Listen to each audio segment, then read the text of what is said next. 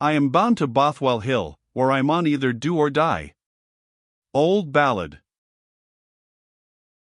The Battle of Bothwell Bridge 128.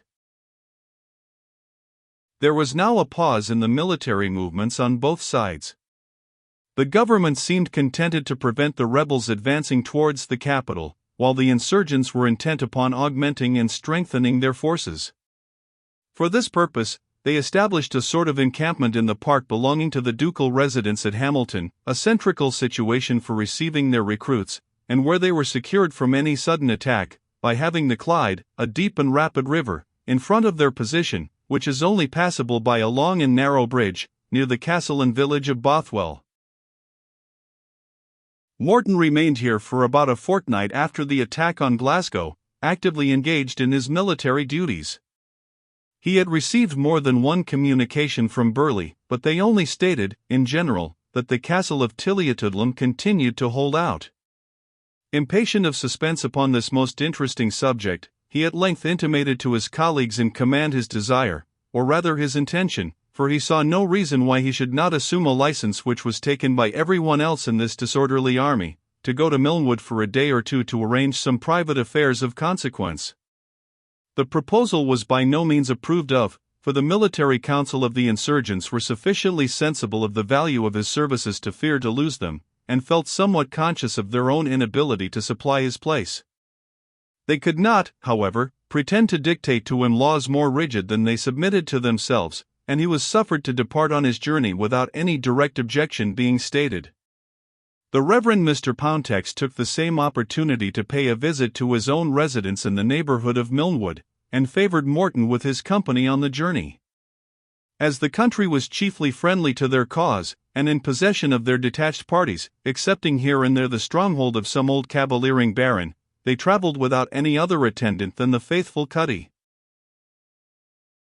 It was near sunset when they reached Milnwood, where Pountex bid adieu to his companions, and travelled forward alone to his own manse, which was situated half a mile's march beyond Tilliatudlem.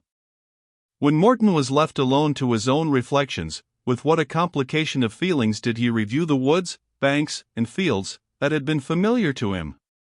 His character, as well as his habits, thoughts, and occupations, had been entirely changed within the space of little more than a fortnight, and 20 days seemed to have done upon him the work of as many years.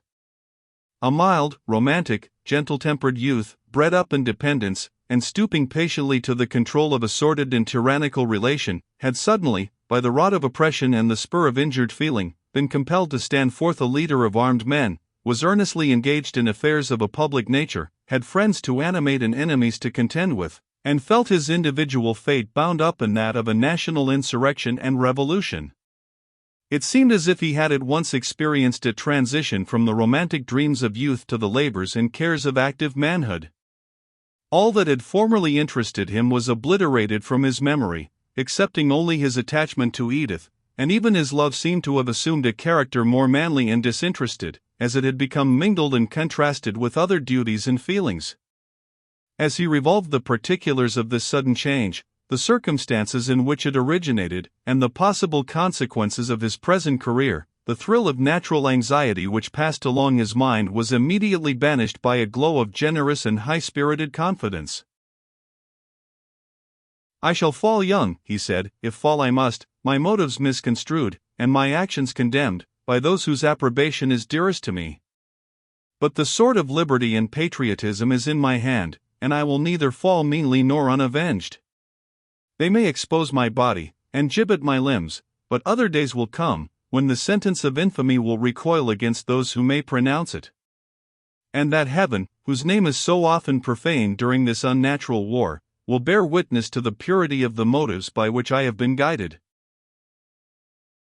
Upon approaching Milnwood, Henry's knock upon the gate no longer intimated the conscious timidity of a stripling who has been out of bounds, but the confidence of a man in full possession of his own rights, and master of his own actions, bold, free, and decided.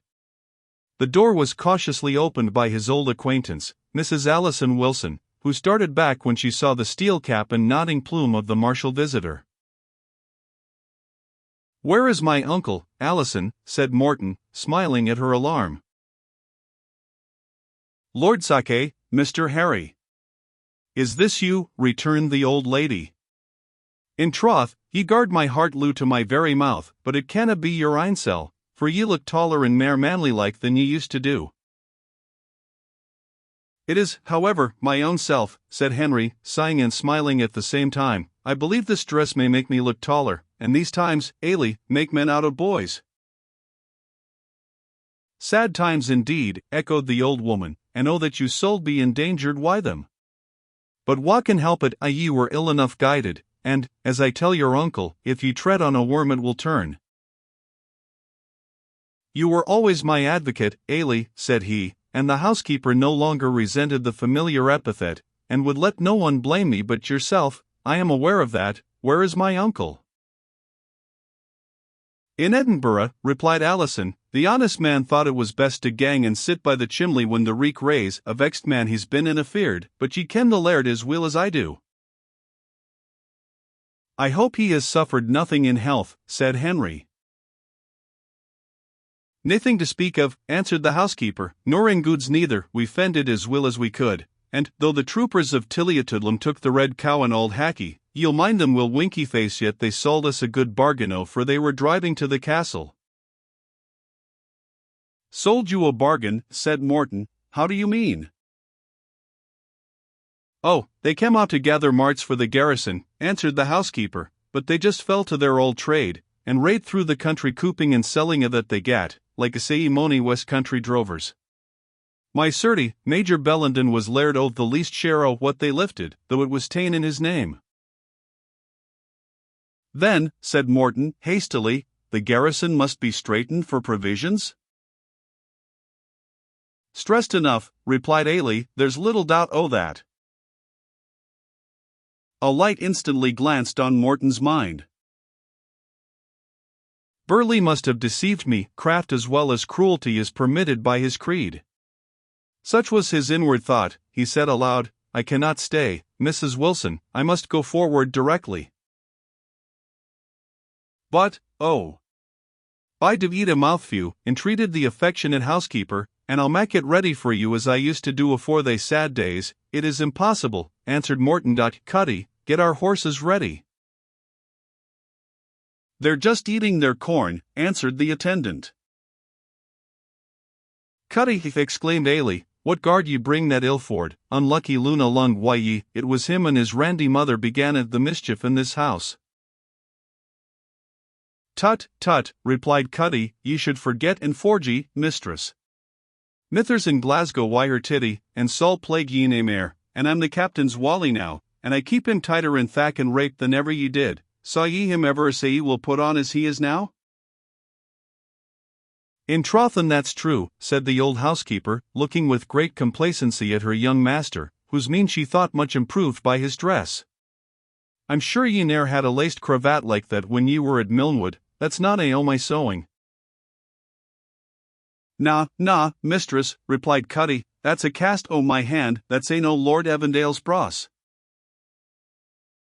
"Lord Evandale," answered the old lady, "that's him that the Whigs are gone to hang the morn, as I hear say."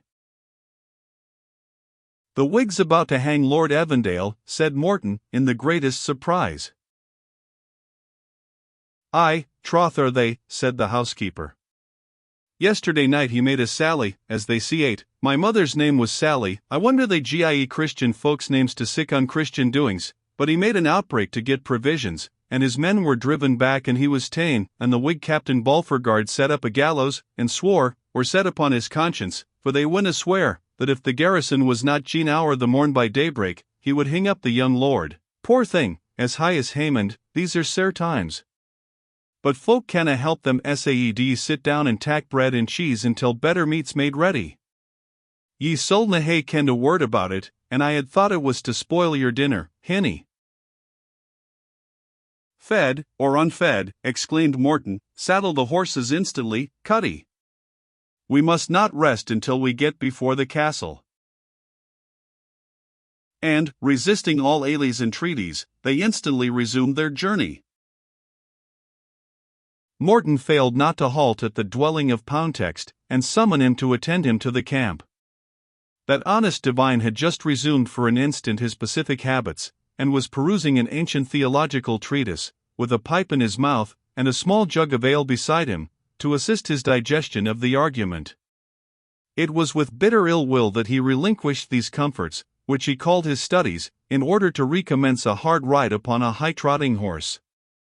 However, when he knew the matter in hand, he gave up, with a deep groan, the prospect of spending a quiet evening in his own little parlor, for he entirely agreed with Morton, that whatever interest Burleigh might have in rendering the breach between the Presbyterians and the government irreconcilable, by putting the young nobleman to death, it was by no means that of the moderate party to permit such an act of atrocity. And it is but doing justice to Mr. Poundtext to add, that, like most of his own persuasion, he was decidedly adverse to any such acts of unnecessary violence. Besides, that his own present feelings induced him to listen with much complacence to the probability held out by Morton, of Lord Evandale's becoming a mediator for the establishment of peace upon fair and moderate terms. With this similarity of views, they hastened their journey, and arrived about 11 o'clock at night at a small hamlet adjacent to the castle at Tilliatudlem, where Burleigh had established his headquarters. They were challenged by the sentinel, who made his melancholy walk at the entrance of the hamlet, and admitted upon declaring their names and authority in the army. Another soldier kept watch before a house, which they conjectured to be the place of Lord Evandale's confinement, for a gibbet of such great height as to be visible from the battlements of the castle, was erected before it, in melancholy confirmation of the truth of Mrs. Wilson's report. Note: the Cameronians had suffered persecution, but it was without learning mercy. We are informed by Captain Crichton that they had set up in their camp a huge gibbet, or gallows, having many hooks upon it, with a coil of new ropes lying beside it, for the execution of such royalists as they might make prisoners. Gild, in his Bellum Bothwellianum, describes this machine particularly. Morton instantly demanded to speak with Burleigh, and was directed to his quarters. They found him reading the Scriptures, with his arms lying beside him, as if ready for any sudden alarm. He started upon the entrance of his colleagues in office. "What has brought ye hither?" said Burleigh, hastily. "Is there bad news from the army?" "No," replied Morton, "but we understand that there are measures adopted here in which the safety of the army is deeply concerned. Lord Evandale is your prisoner?" "The Lord," replied Burleigh, "hath delivered him into our hands."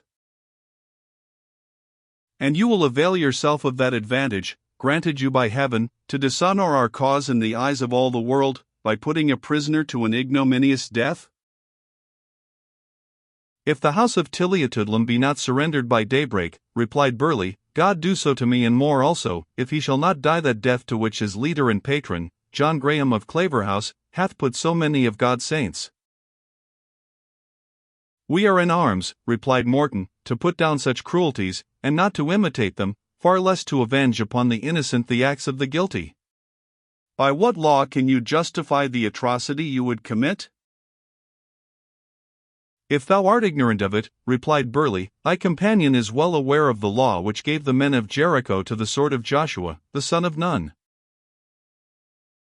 "But we," answered the divine, "live under a better dispensation, which instructeth us to return good for evil, and to pray for those who despitefully use us and persecute us."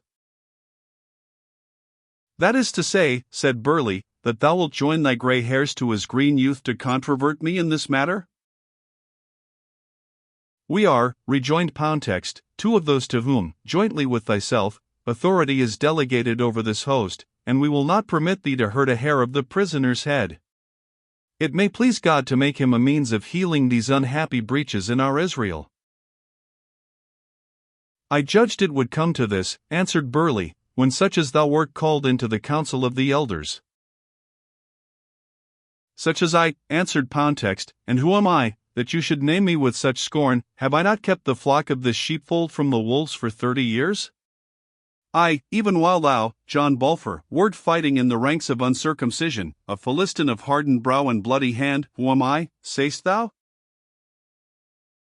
"I will tell thee what thou art, since thou wouldst so fain know," said Burleigh.